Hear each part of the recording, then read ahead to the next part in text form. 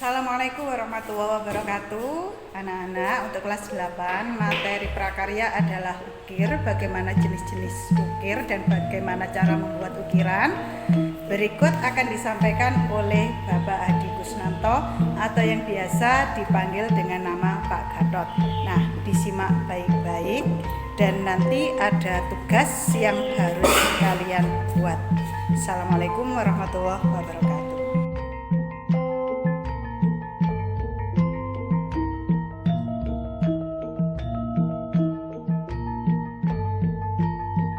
Assalamualaikum warahmatullahi wabarakatuh. Anak-anak sekalian, di sini saya akan mencoba menjelaskan tentang motif dasar ukir.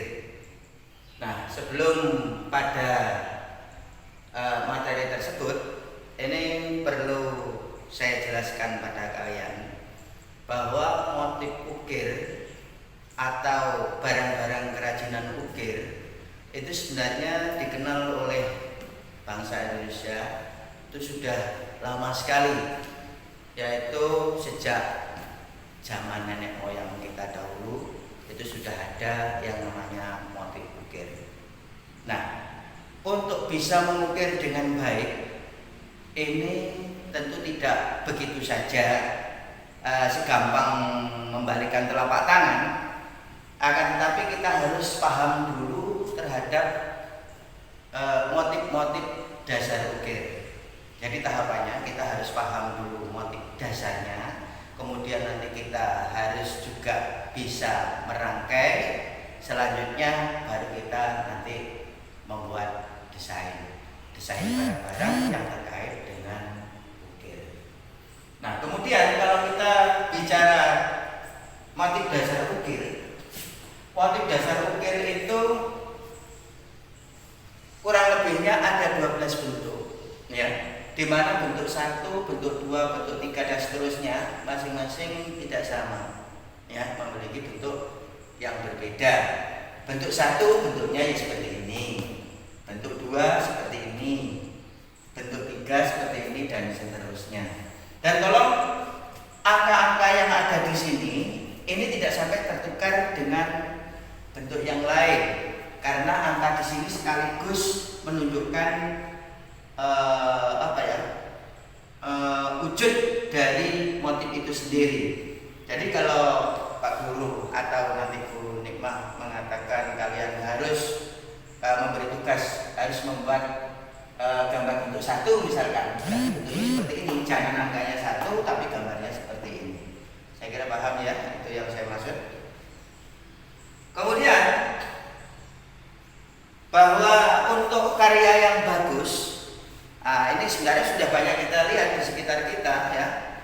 Tentu kalian di rumah punya meja kursi berukir, mungkin almari berukir dan sebagainya. Nah, anak-anak perlu ketahui bahwa itu semua melalui proses, ya, melalui tahapan-tahapannya, tahapan yang tidak kalah pentingnya nanti di dalam pembuatan desain. Jadi sebuah karya ukir, entah itu berupa meja ataupun kursi berukir yang bagus, itu tidak akan bisa dihasilkan dengan sempurna apabila kalian tidak paham dengan apa yang dinamakan desain. Nah, itu nanti akan kita bahas pada pertemuan berikutnya. Sekarang yang penting pada motif dasarnya dulu. Nah, sebuah karya yang bagus tadi, selain kamu harus paham desain, ini sebenarnya masih ada hal-hal lain yang juga harus kita pahami. Contoh seperti bagaimana cara berkreasi di dalam mengolah motif, kemudian tahu tentang bahan yang cocok untuk dipakai untuk proses pengukiran, karena tidak semua bahan kayu itu cocok untuk diukir. Jadi ada kayu-kayu tertentu yang bagus, yang cocok untuk diukir. Kemudian juga peralatan ini kamu juga harus paham, ya. Alat ukir itu seperti apa, bentuknya kayak apa, jumlahnya berapa. Nah, ini nanti akan kita bahas lebih lanjut. Kemudian proses pengukiran itu di mana kalian memproses mulai dari bahan baku, kemudian dikasih pola, kemudian diproses sehingga menjadi sebuah karya yang menarik. Ini nanti kita bahas pada pertemuan-pertemuan berikutnya. Kemudian bicara tentang motif dasar sebagaimana tadi yang akan kita bahas pada saat ini perlu kalian ketahui bahwa motif dasar itu terdiri dari beberapa unsur di dalamnya. Ada yang dinamakan daun pokok, ada yang dinamakan tebusan, ada yang dinamakan benangan, ada yang dinamakan motif buah atau bunga. Nah, ini pun akan saya jelaskan secara detail nanti di pertemuan berikutnya. Kita kembali ke ini, motif dasar bentuk 1, bentuk 2, dan 3 dan 4. Ya. Kalau kita lihat memang sepintas ini sepertinya gampang ya, gampang. Tapi ini sebenarnya juga susah-susah gampang membuatnya kalau tidak tahu caranya. Nah, oleh karena itu agar kamu nanti bisa menghasilkan bentuk yang bagus ya, nanti kamu perhatikan cara Pak Guru membentuk dari masing-masing bentuk ini ya. Nah, sekarang contoh bentuk 1.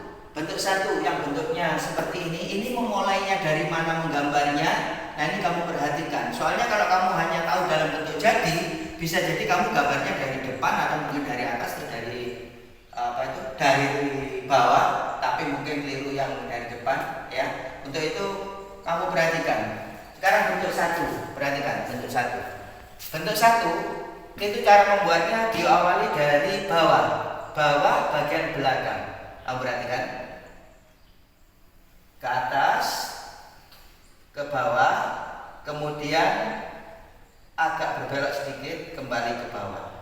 Ciri-ciri dari motif ukir, baik itu motif dasar ataupun yang lain nanti, yang harus kamu ingat, bahwa setiap motif pangkal itu selalu mengecil, makin ke atas makin besar.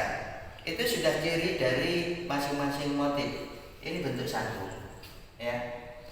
Bentuk 2 ya, ini bentuk 1. Bentuk 2 ini sebenarnya sama persis caranya seperti bentuk 1. Kamu bisa membuat atau mengawali dari bentuk 1. Tinggal membuat cekungan di sini yang mana ini dinamakan pecahan. Jadi cekungan yang seperti ini, sampai keliru seperti ini namanya pecahan. Ini cekungannya saja, ini namanya pecahan. Garis putus-putus, terus naik ke atas, melingkar, kemudian kembali ke bawah ya. Dan di depan ini selalu ada 2 garis. Diingat-ingat, nah ya, ini selalu ada 2 garis, semuanya ada ini, 2 garis, 2 garis, 2 garis. Itu pun juga merupakan ciri dari masing-masing motif. Mulai dari motif 1 sampai motif 12 nanti ada bagian-bagian tertentu ya, yang di sini pasti ada 2 garis, ada bagian yang 2 garis ya.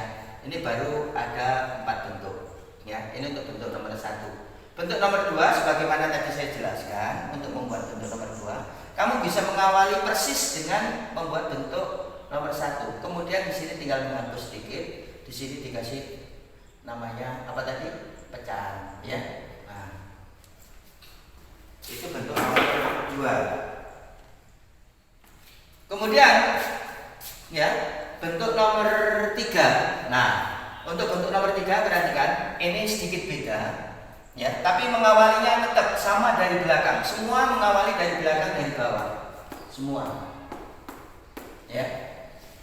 Dari bawah ke atas, perhatikan baik-baik, terus melingkar dulu. Melingkar, ini seperti ini. Ya. Kemudian ditarik ke atas, kembali ke bawah. Dan jangan lupa di sini ada 2 garis. Nah, kemudian di sini dikasih pecahan, dihapus sedikit, kasih pecahan. Letaknya harus di atas, tidak boleh di sini atau tidak boleh di sini, ya, harus di atas. Nah, kemudian dikasih goresan yang ada di tengah, sama ini juga di tengah. Posisinya goresan ini harus persis di tengah-tengah, dan goresan ini dinamakan benangan. Ya, dinamakan benangan. Sama, ini namanya benangan, ini namanya benangan.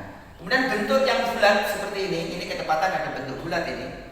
Bentuk nomor 3, nomor 4, nanti juga ada yang lain, ada bentuk-bentuk bulat seperti ini. Ini yang bulat ini, saya kasih tanda silang ini. Ini namanya ulir. Ya. Dalam bahasa ukirnya, ya, ini dinamakan ulir atau ukel. Ya, ulir atau ukel. Saya kira cukup jelas ya untuk bentuk 1, bentuk 2 dan bentuk 3. Bentuk 2 ini tinggal mengulang tadi ya. Mengulang dari bentuk 1. Nah, sekarang bentuk yang keempat. Perhatikan. Bentuk yang keempat ini sedikit agak susah membuatnya, tapi kalau kamu memperhatikan sebenarnya gampang.